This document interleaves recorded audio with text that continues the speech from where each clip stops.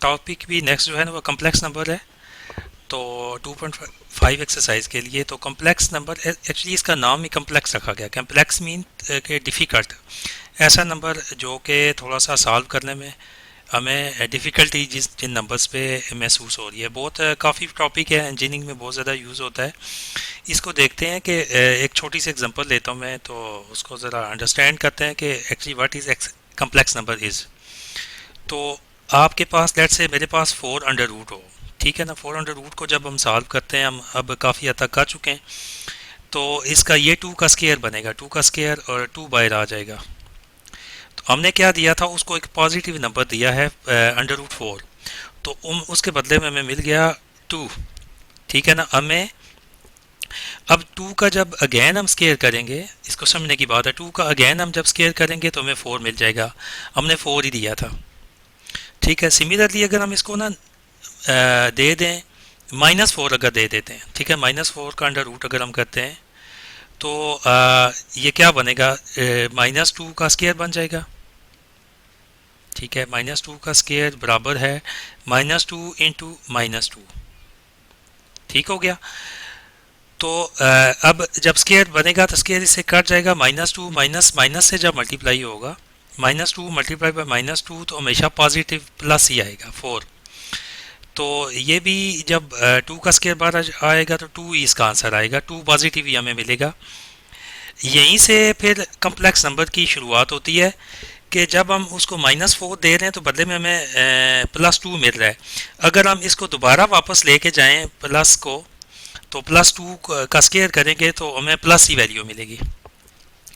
Multiplication का rule हमने पढ़ा हुआ है, जैसे प्लस को मल्टीप्लाई करें प्लस के साथ तो प्लस मिलता है, और माइनस को मल्टीप्लाई करें माइनस के साथ भी तो प्लस ही मिलता है।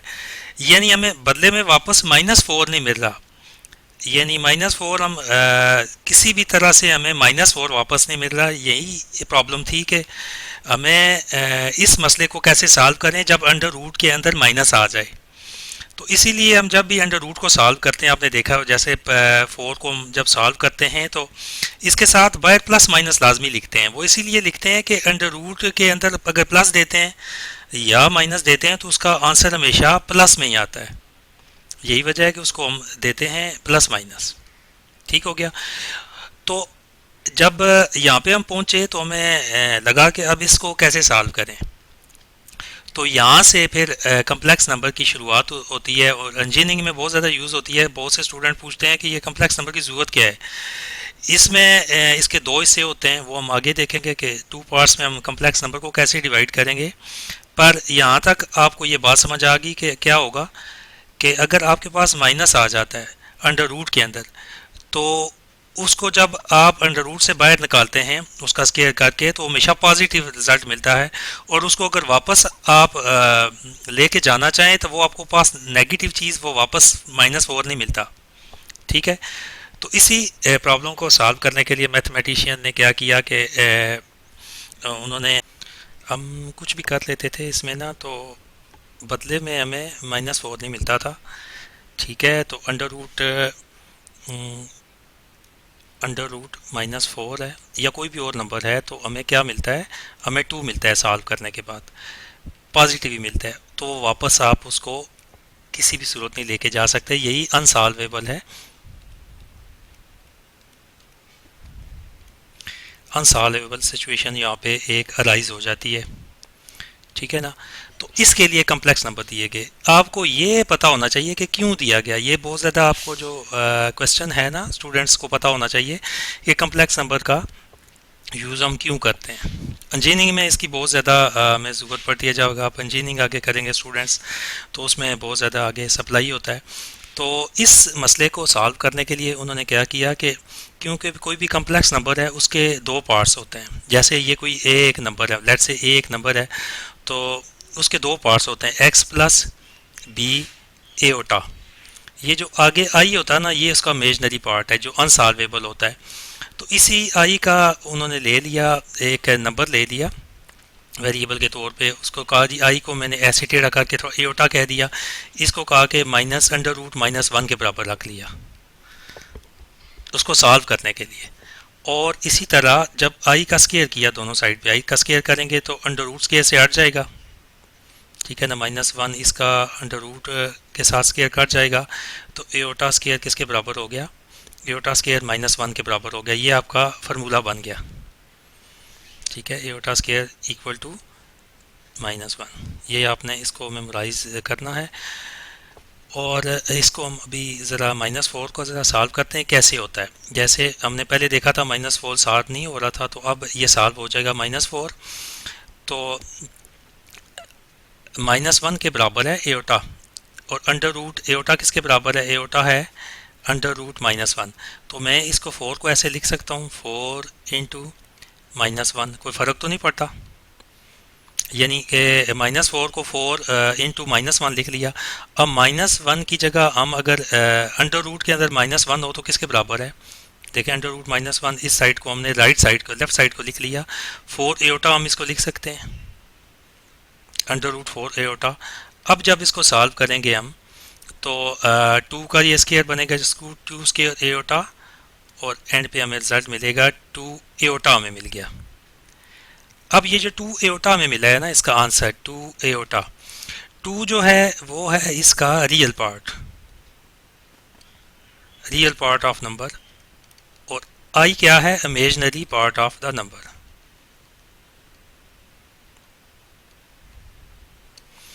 Imaginary part of the number, तो यही कम्प्लेक्स नंबर है। यानी कम्प्लेक्स नंबर क्या है उसका, ये देखें मैंने एग्जांपल दिया ना, एक्स जो क्या है, x2 है इसका रियल पार्ट, और बी एओटा क्या है, अब एओटा के साथ आप 1 लगा दें या कोई नंबर भी हो सकता है, तो वो इसका इमेजनरी पार्ट है। इमेजनरी मीन के इसका मतलब ये है कि कोई भी चीज़ ना हो जो गैर हकीकी हो। आप उसके कोई एग्जांपल लें तो जो कि रियल लाइफ में एग्जिस्ट ना करे, लेकिन क्या है कि उस तरह इस चीज़ को सॉल्व करने में काफ़ी ज़्यादा हेल्प मिल जाती है हमें, यानी कि कोई आके अनसॉल्वेबल नहीं रहता। तो अब आपने जो जो दो चीज़ें जो मेमोराइज करनी हैं वो क्या करनी है, आप बेशक पेंसिल से ये लिख लें, आप इसको लिखें, जब मैं कोई चीज़ कहता हूँ लिखें तो उसी वक्त आप लिख लें। अब इसमें देखें कि एक तो चीज़ होगी एओटा किसके बराबर है, एओटा अंडर रूट -1 के। ठीक है, और अगर कोई ये क्वेश्चन आए कि -1 क्यों रखते हैं, -1 इसलिए रखते हैं कि 1 की प्रॉपर्टी है कि 1 को किसी भी नंबर से मल्टीप्लाई करें या डिवाइड करें तो उस नंबर पे कोई फ़र्क नहीं पड़ता, इसलिए 1 को रखा गया। और एओटा स्केयर किसके बराबर होता है, एओटा स्केयर ये ज़्यादा याद रखना है आपने, -1 के। ठीक है, जब दोनों साइड पे स्केयर किया तो ये आपका फार्मूला है जो कि इससे पूरी एक्सरसाइज आगे दोनों एक्सरसाइज में चलेगा हमारे साथ। तो एक दो एग्जांपल और सॉल्व करते हैं, देखते हैं कि एओटा की किस तरह से इसकी एप्लीकेशन होती है। एक दो क्वेश्चन और सॉल्व करते हैं छोटे छोटे, ताकि हम मज़ीद थोड़े से बड़े क्वेश्चन को सॉल्व करने के काबिल हो जाएं। आगे चलते हैं। तो ये जो दो फार्मूलाज हैं सिंपली ज़्यादा, तो एक ये एओटा स्केयर इक्वल टू -1, और एओटा अगर होगा तो अंडर रूट -1 होगा, उसके अंदर होगा। और अब ज़रा थोड़ा सा देखते हैं एक्सरसाइज को। एक्सरसाइज 2.5 हमने करनी है सॉल्व। तो इसमें सबसे पहले जो है वो एओटा की पावर्स दी हुई हैं, तो पावर्स को कैसे सॉल्व करना है, एक तो ये क्वेश्चन हो गया। दूसरा कंजुगेट वगैरह का है, और रियल इमेजनरी पार्ट इलादा करने हैं किसी भी कम्प्लेक्स नंबर से। ठीक है, तो इसको पहले देख लेते हैं, ये इमेजनरी पार्ट, और ये मैंने आपको बताया पहले, जी से हम ज़ाहिर करते हैं किसी भी कम्प्लेक्स नंबर को। तो मेरे पास फर्ज करो हो जी 8 प्लस एओटा, तो 8 जो है वो इसका रियल पार्ट है, और एओटा जो है वो इसका इमेजनरी पार्ट है। इमेजनरी इसका पार्ट हो गया। फिर इसको जी से ज़ेड बात रिप्रेजेंट करते हैं। और कंजुगेट जो है वो क्या होता है, कंजुगेट किसी भी नंबर्स जो हमारे पास कम्प्लेक्स नंबर है उसको, पूरे नंबर को नेगेटिव बना दें तो वो कंजुगेट हो जाता है। लेट्स से यही एग्जांपल लेते हैं, मेरे पास 8 प्लस एओटा है, तो इसका अगर हम कंजुगेट करें, कंजुगेट को इसके ऊपर एक बार लगाते हैं, माइनस का निशान बाहर हमने पहले चैप्टर में किया था, तो ये -8 और -एओटा हो जाएगा। यानी माइनस से पूरे नंबर को, इसके रियल पार्ट को भी और इमेजनरी पार्ट को भी माइनस से मल्टीप्लाई करने से वो कंजुगेट बन जाता है। That's it. ये पहली, अब एक्सरसाइज की तरफ चलते हैं, और उससे पहले कुछ छोटे से क्वेश्चन कर लेते हैं। पहला क्वेश्चन है पावर्स वाला।